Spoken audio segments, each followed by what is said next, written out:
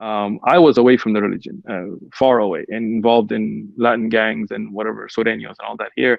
And nobody really reached out to me personally. I mean, none of the brothers who were upon the Quran or Sunnah or Salafiyah or the Sufis or the Shia. Nobody really, I mean, nobody cared except for them. Alhamdulillah, they came to my house and visited me. And at a time when I was, I mean, I was going through a big struggle. I mean, I had gang wars and people that I knew that were getting killed and burying any other gang members were all non-Muslims that I used to hang out with.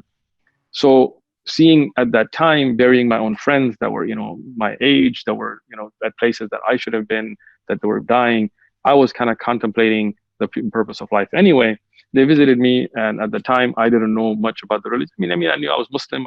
I thought myself to be proud of being Muslim. I had a gold chain that said Allah, so that was my identity that I'm Muslim. That's how ignorant we were at the time. And then going with them at that time was a great, and it was a great thing. I mean, alhamdulillah, I got to be in the masjid and got to learn basics of, Quran and Salah.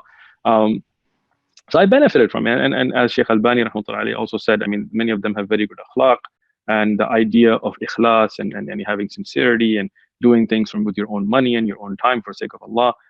These were some of the good things I learned from them. Having said that, I wanted to seek knowledge. I wanted to learn the religion better. I didn't like to half step anything. And if you're going to be in the gang world, go full on. If you're going to be religious, then don't half step it. Like, dedicate yourself. And their idea was always, don't seek knowledge. Just do the work. The work. And that didn't really sit well with me. And then we would have interactions with people of different aqaid, Sufis and Shia, and people who were of different belief systems within the Muslim Ummah. And they would always say, just don't argue with them, just don't discuss it with them. And even when questions would come, they'd just be like, just smile and walk away. And to me, it was like, well, if we're on the truth, then why would we not make that evident? Another aspect that bothered me was their idea was that you don't give dawah to kuffar. And this is something, I mean, many of the brothers who may still be involved in it are going to try to defend one way or the other. But the reality is, better. We were always told that, a time will come that, then the da'wah kuffar will begin. But there is no timeline. There is no criteria when that would happen. And these kuffar that live next to us, that pray next to us, meaning in their churches and stuff next to our masajid, we never call them towards Islam. They die on kufr. Are we not responsible for that? And this was an idea that always bothered me. And that's why a lot of the brothers that I used to be with, alhamdulillah, they were more open-minded to this, but the leadership would always kind of clock down, no dawah to kuffar, that's not our job. And we were always told, like, in Singapore or in Sri Lanka, they do it. Well, then we met the brothers from Sri Lanka, they were like, nope, we don't. I went to India in 1996 in what's called a 4-month Tablighi trip, right? I'm a 4-monther, I'm an old worker. So when I went there in India, I saw these Hindus, kuffar, people that were mushrikeen, dying on shirk. And there were millions of Tabligh active members, big ijtima, like, in Bhopal, I went to the ijtima, it was pretty big. I mean, not on a national level, but huge and big marakis, but they wouldn't talk to the Hindus about Islam. And those Hindus were dying on kufr. And I understand that the Muslim Ummah is in need of da'wah, no doubt. I totally understand that. And we are a bad example right now. And I understand that we need to make islah for ourselves. I understand that. But that doesn't mean that we put da'wah to kuffar on hold. And that's what they do. I mean, this is a reality. Even if they're like, many people become Muslim through us, but not from you trying. That usually somebody else gives them da'wah and then they meet you, or they, somehow. So in reality, the responsibility of balagha, of ballighu anni walau ayah, and all this that we quote as evidences, a lot of that's a responsibility of the ummah was being ignored. And then when we started this aqidah, they didn't know an aqidah. Most of them, they really are illiterate in the knowledge of the asma wa sifat or Tawheed al-Uluhiyya. In Rububiyyah, they'll talk a lot about Allah as the creator, Allah the Khaliq, and that's great. But Aqidah is not just talking about that which people like to hear. Aqidah is also to talk about that which you have to condemn. There was Amr bin Ma'ruf, but there was no Nahy al-Munkar in reality. You can make excuses, when we do Amr bin Ma'ruf, then Nahy al-Munkar happened by itself. No, it doesn't. I met people that were leaders in that movement, and in the Tablighi movement, even if they don't call it such. And we were always like, no, it's not a movement. But in reality, it is. You have a leadership. Today, you have a split. You have 2 leaderships. You have your own structure and marakis and shuras and amirs and organization and rules and usul and 6 qualities and this and that and the 5 amal. So it is a movement, right? And you can deny it all you want. And in that movement, you will find leaders, people that were high up. They were amirs of cities like our city, who were totally ignorant of Aqidah. And they knew nothing about Aqidah. If you ask them what is the meaning of some of the names of Allah, they wouldn't know. If you ask them, what does it mean to believe in Tawheed, their answers would be incorrect. Their answers would be very toward just one aspect, or we believe in one Allah. Okay, great. But what about those who make dua to graves, and then they would just kind of, brother, some ulama say and some ulama say, and they kind of just get out of it. And this is not right. You have to speak the truth. So having said that, even though there are many aspects of what they're doing that is good, reaching out into communities and going out to fusaq and fujjar, people who are sinners, and calling them to the masjid, and alhamdulillah, that's good. We don't deny the good that somebody does. But the aspects of their ignorance in aqidah and ignorance in fiqh, many of them would be put as leaders, and they would not have any knowledge, so they would make decisions that were against the sharia. And I mean, I can tell you from personal experiences, not like buhtan or something. And once we were sent with the group, and they gave us a book called Mufti Kifayatullah Ta'lim al-Islam, and it was just a basic book. All of us were just regular people, and they say we don't discuss masail, but really they do, right? And in it we saw that you don't make fajr until it gets light, until you can tell. But the Amir of the Jamaat didn't understand that. So what he was telling the Jamaat was like, keep going, and then it became light, and he was like, it's not light enough. I can't see a black ant on a black wall or something strange, until it went past the time of Ishraq, and then they stopped to pray fajr. Why? Because you put ignorant people in charge, not understanding that there are other qualifications than just being an old worker for leading a group or giving Islah. That's why many of them do a lot of good sincerely, but many of them quote fabricated ahadith, and they do things like give people the Fadail Amal, the book of Zakaria Kandalahawi as well.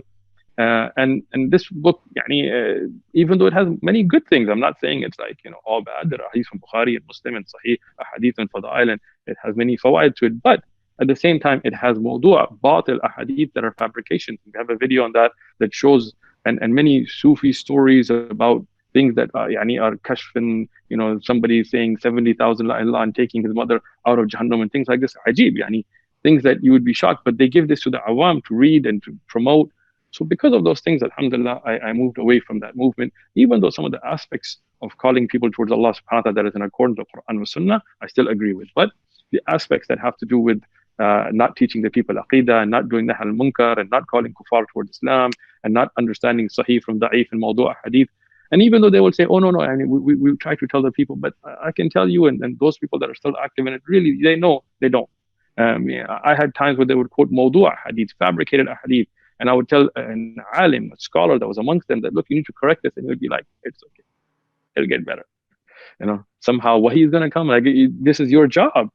So anyway, so for those reasons, alhamdulillah, and from one of the brothers who was involved in to a certain extent with them, but was an alim, a scholar upon the Kitab wa Sunnah, Shaykh Awad, alhamdulillah, from his recommendation, I went to then go seek knowledge. And alhamdulillah, as I studied with Shaykh Dr. Sadiq al-Manna and Shaykh other shuyukh in Amarat, in their houses, Shaykh Yusuf Mish'al and others, then alhamdulillah, from that I started to increase myself towards a dedication towards knowledge. I still continue to call people to Allah, but according to usul of the Quran wa Sunnah, I didn't restrict my da'wah to just Muslims, even though I still, till today, I agree that there is a responsibility on the Muslim ummah to make islah of other Muslims, but the da'wah is for kuffar. So we can't just do one or the other. We look at Musa alayhi salam, yes, he was making islah of his ummah, but at the same time he was going to Fir'aun and calling him to Allah as well. So this is an example for our ummah.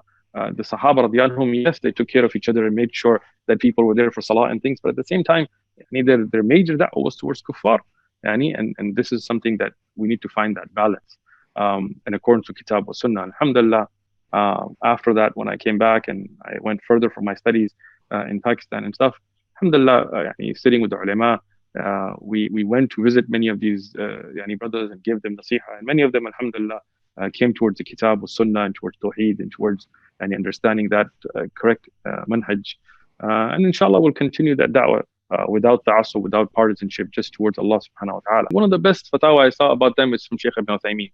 If you look, and you can find it online, he said some people, they warn against them more than you would warn against a lion. Some people exaggerate the harm in them. They said they go to graves and make sujood al-qubur and stuff.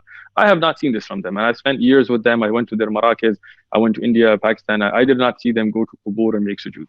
Other people, they overly praise and defend them, and even when they quote mawdu' hadith, instead of trying to correct that, they just try to say, oh well, Ihya Ulumuddin also has mawdu' hadith.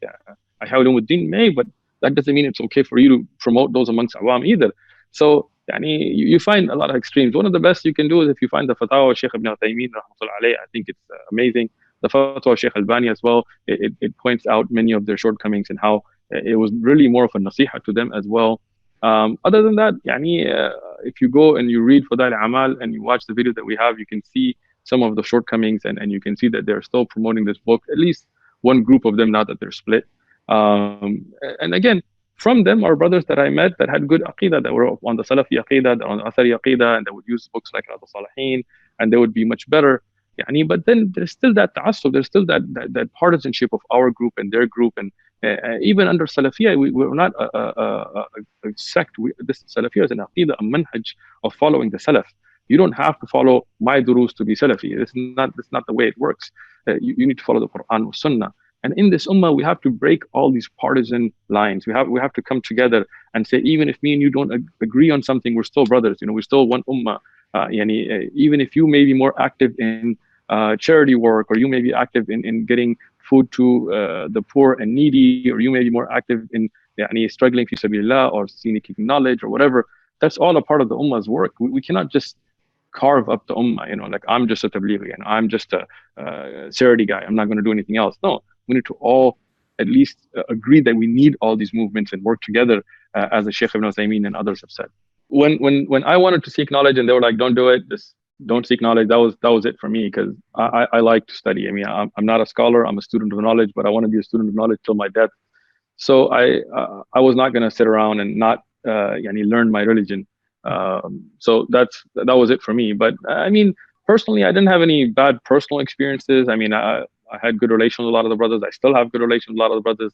It wasn't a personal issue. It was just, I love some of the brothers, but I love the truth more. I love the haqq, and to follow it is a responsibility. When we saw clear issues of aqidah and clear issues of quoting of mawdu' hadith and rampant, it's not like, one guy somewhere. It happened in so many different countries and so many different times, and no islah being made of that, then, that was it.